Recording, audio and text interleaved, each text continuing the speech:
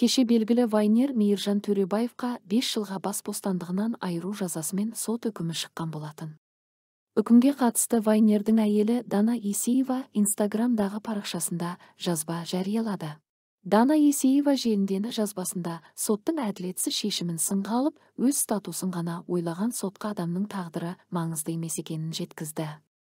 Менің жүргенімнің түбінде үміт бар еді. Эмоцияға беріліп отырғанымды жасырмаймын, анам қасымда.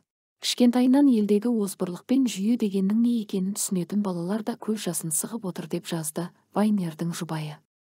Вайнердің әйелі жазбасында өмірдің бітпегенін, әрі қарай әрекет жасай беретінін атап өтті. Бірақ, осыған дейін айтқанымдай әділдік пен шындық үшін соңына дейін барамын. Бұл соңғы сат емес. Ең бастысы тіріміз. Ұзақ уақытты алса да, бірақ мен әділеттілікке жетемін. Барлық факті мен дәлелді бірнеше рет келтірдім. Түсінуімше мәнсіз деп жазды ол.